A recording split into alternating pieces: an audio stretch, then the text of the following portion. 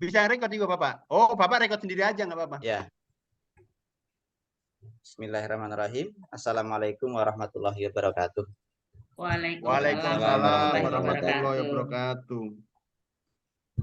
Begini, Bapak Kepala Dinas Pendidikan yang kami hormati, saya bersama teman-teman di pengawas dan tim yang tergabung dalam pendamping untuk perencanaan berbasis data. Alhamdulillah hari ini kami bisa bertemu dengan Bapak beserta para pengambil kebijakan.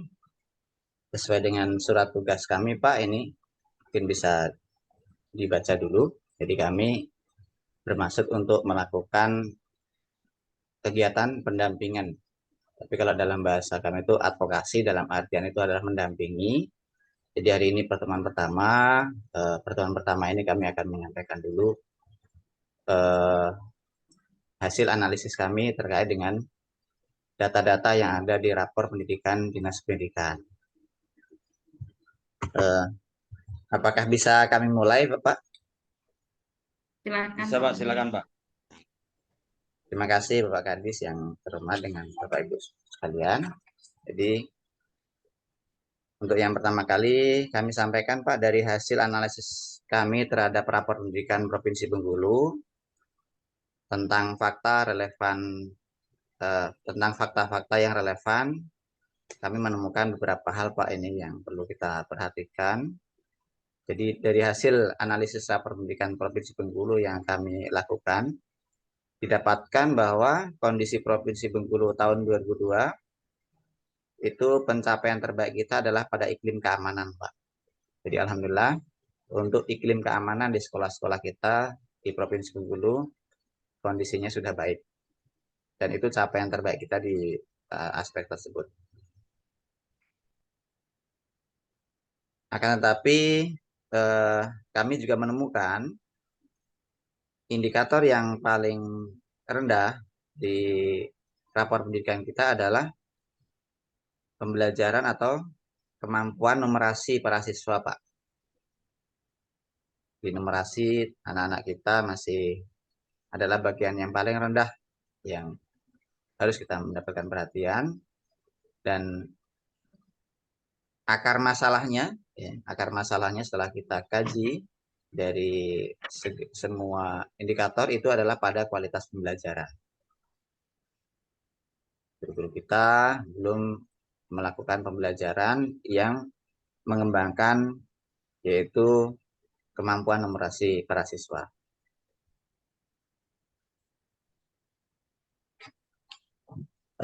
Jadi masih ada 50% peserta didik kita telah mencapai kompetensi minimum untuk numerasi. Maksudnya ada 50% peserta didik kita yang mencapai kompetensi minimum untuk numerasi. Dengan proporsi peserta didik dengan kemampuan numerasi dasarnya 67%.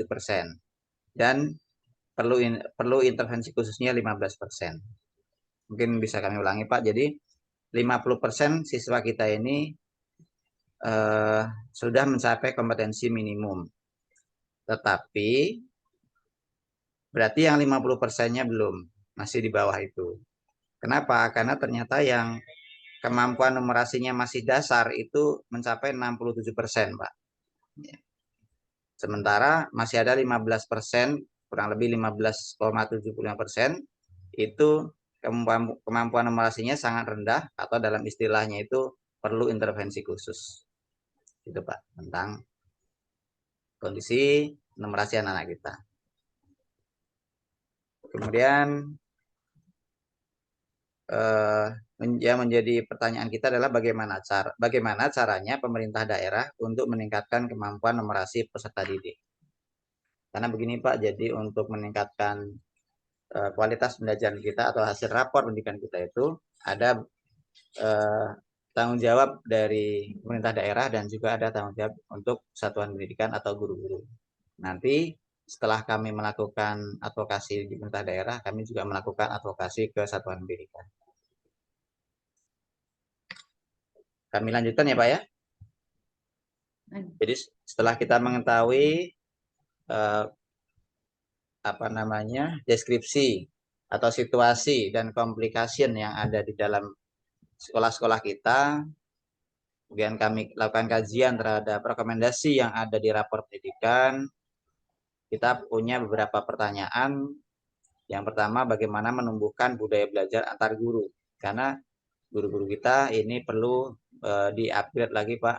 Di-upgrade lagi sehingga dia mampu melakukan pembelajaran yang meningkatkan numerasi.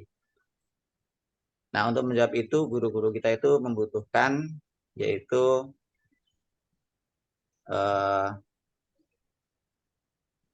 melakukan pembelajaran mandiri bisa setiap Jumat contohnya, bisa setiap Jumat mungkin dalam satu minggu itu mengambil beberapa jam ya.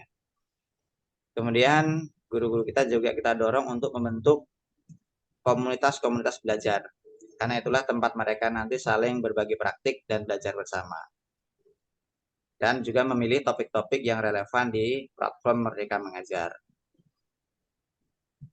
Kemudian kegiatan tersebut karena tidak membutuhkan biaya besar ya Pak ya, karena memang pemerintah telah menyediakan platform untuk teman-teman kita, guru-guru kita itu belajar secara mandiri, tidak harus terlalu bergantung kepada pelatihan-pelatihan yang akan dilakukan oleh pemerintah daerah. Mereka cukup melakukan pembelajaran mandiri dengan cara membuka platform Merdeka, dan bila diperlukan sebaiknya mereka dipimpin oleh kepala sekolah atau wakil kepala sekolah sehingga ada semacam situasi kebersamaan.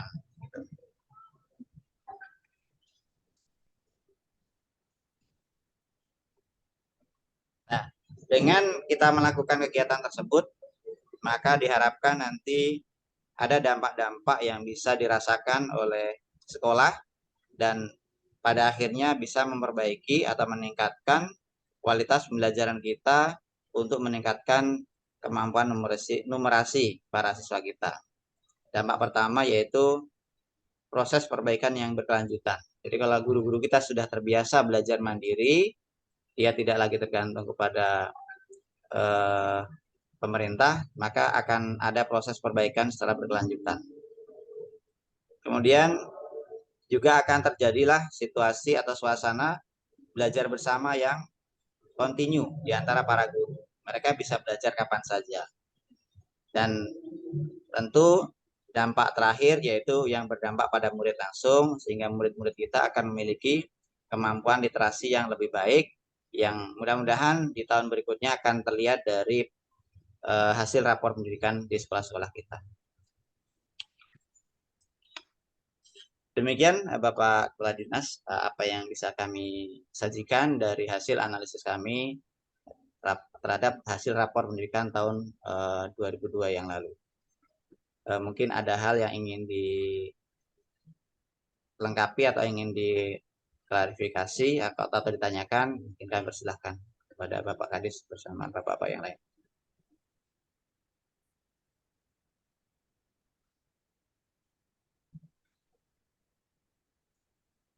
Kami kembalikan ke Bapak Moderator mungkin.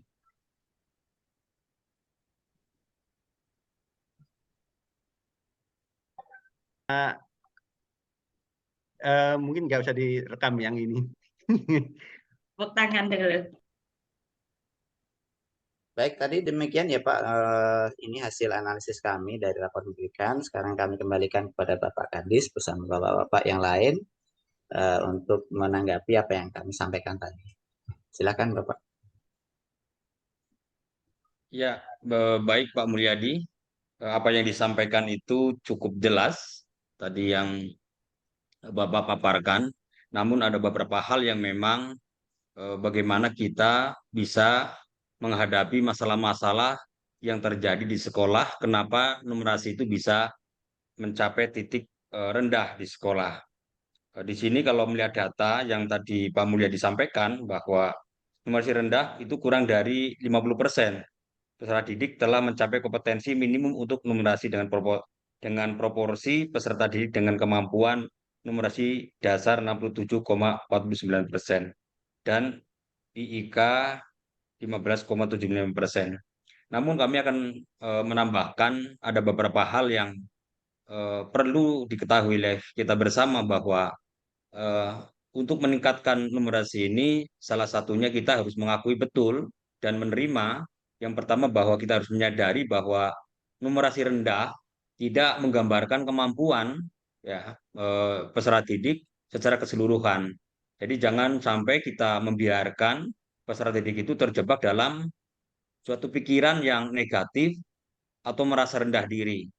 Maka kita harus memberikan kepercayaan pada siswa bahwa siswa itu memiliki potensi untuk belajar dan juga meningkatkan kemampuan numerasi untuk mereka itu sendiri sebagai anak didik. Kemudian eh, kalau bisa kita juga harus meminta bantuan. Jadi jangan ragu untuk meminta bantuan kepada guru atau teman sekelas atau tutor. Maka mereka dapat memberikan penjelasan tambahan, strategi belajar yang efektif, atau bimbingan dalam mengatasi kesulitan numerasi. Jika sekolah itu memiliki program bimbingan akademik, manfaatkan kesempatan tersebut. Kemudian yang ketiga, bagaimana kita belajar dengan cara yang sesuai. Jadi setiap orang, setiap peserta didik itu memiliki gaya belajar yang berbeda-beda. Coba kita identifikasi gaya belajar itu sendiri. Apakah misalkan eh, peserta didik itu lebih baik belajar dengan mendengarkan? Apakah peserta didik itu eh, belajar membaca lebih lebih memasuk ke pikiran dengan cara membaca atau melakukan atau menggunakan metode belajar yang sesuai dengan yang sesuai dan dapat membantu meningkatkan pemahaman numerasi peserta didik itu. Kemudian yang keempat, eh, berlatih secara teratur. Harus konsistensi dalam berlatih ini sangat penting. Maka kita harus mencari waktu setiap hari untuk meluangkan waktu belajar numerasi. Maka peserta didik itu dapat mengatur jadwal rutin untuk latihan dan membaginya dalam sesi-sesi yang lebih kecil agar tidak terlalu membebani. Itu yang keempat. Kemudian yang kelima, ya, kami sarankan juga bahwa gunakan sumber daya tambahan. Manfaatkan buku, misalkan video atau sumber daya online yang dapat membantu peserta didik memahami konsep numerasi itu sendiri. Ada banyak sumber yang tersedia secara gratis ya, misalkan di media sosial, di internet yang dapat membantu memperkuat pemahaman terhadap peserta didik itu. Oleh karena itu, kita harus betul-betul memperkuat ya pemahaman kepada peserta didik itu melalui alat bantu tersebut. Kemudian yang keenam, bermain dan berlatih dalam kehidupan sehari-hari. Misalnya saat berbelanja, ya, saat mengatur anggaran, atau saat memasak. Ini peserta didik itu dapat melibatkan perhitungan dan konsep numerasi. Hal ini dapat membantu membuat pelajar numerasi lebih relevan dan juga menarik. Ya. Yang ketujuh, jangan takut, ya, jangan takut untuk membuat kesalahan. Nah, kadang si peserta didik ini takut kalau dia itu salah, tapi kita kasih motivasi peserta didik jangan sampai takut untuk membuat kesalahan. Ingatlah bahwa membuat kesalahan adalah bagian alami dari proses belajar. Jangan dibiarkan si anak itu ketakutan membuat diri siswa itu enggan untuk mencoba atau berpartisipasi. Ya, karena melalui kesalahan peserta didik dapat memperbaiki pemahaman dan meningkatkan kemampuan numerasi untuk peserta didik. Kemudian, ya, tetap termotivasi dan bersabar. Proses meningkatkan ya, numerasi membutuhkan waktu yang panjang, ya, waktu dan juga kesabaran. Tetaplah termotivasi dan terus berusaha. Pahami bahwa setiap langkah kecil yang peserta didik itu ambil menuju peningkatan ada sebuah pencapaian yang berarti. Jika ini masalah numerasi, maka peserta didik itu terus berlanjut, ya, terus berlanjut dan menghambat kemajuan akademik Anda. Misalkan kita, misalkan ya akan apa menurunkan kemajuan akademik. Ini sangat penting untuk menghubungi guru-guru si siswa itu ya, untuk selalu koordinasi, selalu komunikasi dengan guru-guru atau staf sekolah yang dapat memberikan saran dan dukungan tambahan terhadap peserta didik itu sendiri. Itu Pak Mul yang bisa saya sampaikan. Terima kasih. Baik, terima kasih Pak Kadis atas tanggapan terhadap apa yang kami sudah sajikan dari rapor pendidikan. Nanti kami berharap ini bukan pertemuan terakhir. Kami dari tim advokasi PBD berharap nanti bisa melanjutkan pertemuan ini setelah kita berharap juga nanti dari tim Dinas Pendidikan untuk bisa melakukan kajian tersendiri dulu, mungkin dalam seminggu. Nanti minggu depan coba kita bersama untuk merumuskan langkah-langkah konkret, tapi nanti keputusannya tetap ada di Dinas Pendidikan. Kami mungkin memberikan perspektif. Mungkin gitu Bapak ya. Ya, terima gitu, kasih Pak Didi.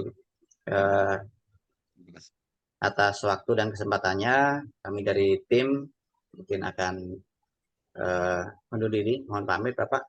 Dan semoga kita bisa mengambil program-program yang memang tepat sasaran dan memperbaiki, khususnya adalah kemampuan numerasi anak kita.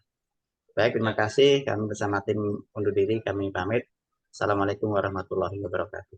Waalaikumsalam warahmatullahi warahmatullahi wabarakatuh.